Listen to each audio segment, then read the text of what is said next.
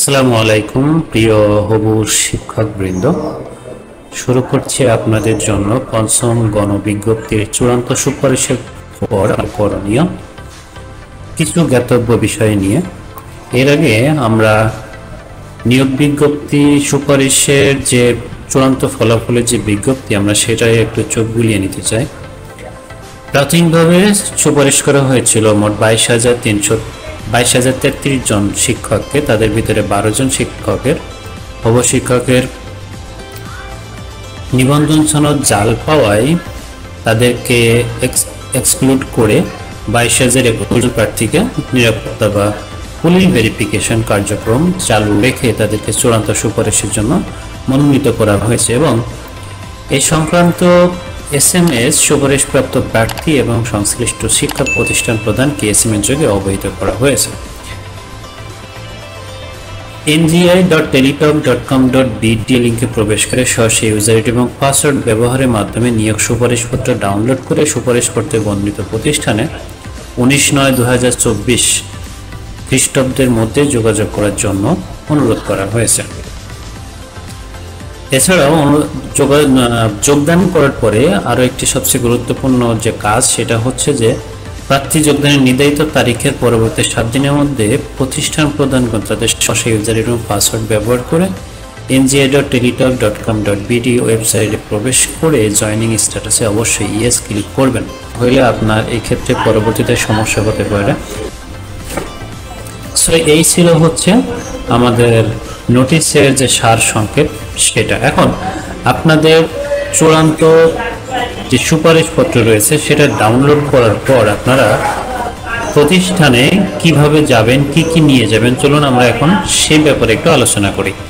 চূড়ান্ত সুপারিশ পাওয়ার পর একজন হবু শিক্ষকের কি কি করণীয় রয়েছে আমরা ধাপে ধাপে সেটা দেখাচ্ছি। সর্বপ্রথম নিয়োগপত্র প্রাপ্তির জন্য হবু শিক্ষক একটি আবেদনপত্র এবং এর সঙ্গে প্রয়োজনীয় সংযুক্তিসমূহ নিয়ে প্রধান শিক্ষক অথবা প্রতিষ্ঠান প্রধানের সঙ্গে যোগাযোগ করবেন এবং সশরীরে প্রতিষ্ঠানে গিয়ে তার সঙ্গে দেখা করে কৌশলাদি বিনিময় করে আবেদনপত্রটি দিয়ে আসবেন এবং প্রয়োজনীয় কথাবার্তা সেরে আসবেন।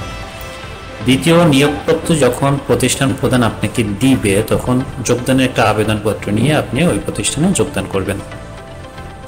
এরপর আপনার এমপিও ভর্তির জন্য প্রয়োজনীয় ডকুমেন্টগুলো সংগ্রহ করতে হবে, কারণ এইখানেই অনেকগুলো কাগজ লাগে, প্রায় 35টে। মাদ্রাসা, কারিগরি কিংবা স্কুল ভেদে একটু ভিন্নতা থাকতে পারে, তবে 30-35 এগুলো এরকমই ডকুমেন্টস প্রয়োজন হয়। 4 হচ্ছে এমপিও ভর্তির জন্য আপনাকে আবেদন করতে হবে এবং সেটা নির্ধারিত 1 থেকে 4 অথবা 5 তারিখের ভিতরেই।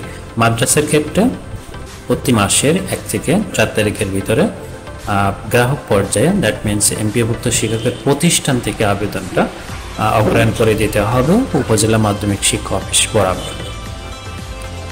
এখন নিয়োগপত্র প্রাপ্তির আবেদনটি কেমন হবে, কোন ফরম্যাটে হবে, এটা আমি আপনাদেরকে এখন দেখিয়ে দিব। তার আগে একটু বলে নিতে চাই, আগামী 1 তারিখের আগে আপনি যদি যোগদান করেন সেটা আপনার জন্য অনেক ভালো হবে, কেননা আপনি পুরো মাসের স্যালারিটা পেতে পারেন এবং অনেক ক্ষেত্রে মাদ্রাসা এবং কারিগরি বলেন, মাদ্রাসা বলেন অথবা স্কুল বলেন, এই এমপিও ভুক্তির আবেদনগুলো রিজেক্ট হওয়ার হার অনেক বেশি। সেক্ষেত্রে সঠিকভাবে আপনি যদি আবেদন করেন এমপিও ভুক্তির জন্য তাহলে সেটা গ্রান্ট করার সম্ভাবনা অনেক বেশি।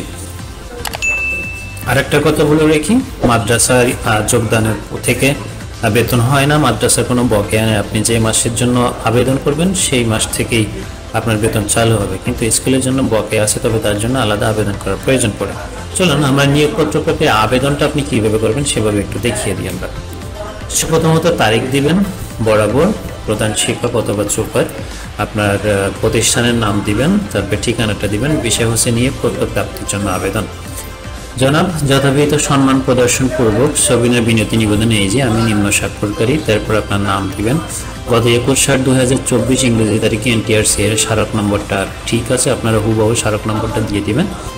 স্মারক মূলে আপনার প্রতিষ্ঠানে সুপারিশপ্রাপ্ত হয়েছে অদ্য 24/8/2024, সেখানে আপনি যে তারিখে যোগদান প্রতিষ্ঠানে যাচ্ছেন নিয়োগপত্র প্রাপ্তির আবেদন জমা দেওয়ার জন্য, আপনি সে তারিখটা দিয়ে আপনার প্রতিষ্ঠানের সশরীরে হাজির হয়ে আপনার প্রতিষ্ঠানে যোগদানের নিমিত্তে নিয়োগপত্র প্রাপ্তির জন্য আবেদন করছি। অতএব আপনার নিকট আমার আকুল আবেদন, উক্ত সুপারিশের বিপরীতে আপনার স্বনামধন্য প্রতিষ্ঠানে যোগদান করার নিমিত্তে নিয়োগপত্র প্রদানে আপনার একান্ত মর্জি হয়। বিনীত নিবেদক, আপনার নিজ হাতে নাম দিবেন, সিগনেচার করবেন, আপনার নাম দিবেন, আপনার ব্যাচ নাম্বার, রোল নাম্বার এবং সংযুক্তির সঙ্গে কি কি থাকবে। আপনি আবেদনপত্র দিচ্ছেন, এরপরে আপনার সুপারিশপত্রে একটা কপি দিবেন, সকল শিক্ষাগত যোগ্যতা সনদের ফটোকপি দিবেন। এক্ষেত্রে আপনার সত্যায়িত করা থাকলেও চলবে, না থাকলেও চলবে, এটা নিয়ে কোনো মাথা ব্যথা নাই, কারণ এই কাগজগুলা প্রতিষ্ঠান প্রধান দেখার জন্য, তাকে জানানোর জন্য আর কি, কোনো উপরের লেভেলের কোনো অফিসে এগুলো যাবে না। এরপরে আপনার রঙিন পাসপোর্ট সাইজের ছবি দিবেন, কমপক্ষে 1 কপি, বেশি চাইলেও দিতে পারেন যদিও প্রয়োজন নাই। এরপরে আপনার জাতীয় পরিচয়পত্রের ফটোকপিটা দিয়ে দিবেন। তবে যেহেতু নতুন প্রতিষ্ঠানে যাচ্ছেন, কিছু মিষ্টিমুখ করার জন্য একটু ব্যবস্থা যদি করা সুযোগ হয় তাহলে এটা অবশ্যই আপনি করবেন। সেই ছিল আজকের মতো। আগামী দিন আমরা যোগদান কিভাবে করতে হবে এবং যোগদানপত্র যে ফরম্যাটটা, আমরা সেটা নিয়ে একটু আলোচনা করব। সে পর্যন্ত ভালো থাকবেন, সুস্থ থাকবেন। আসসালামু আলাইকুম।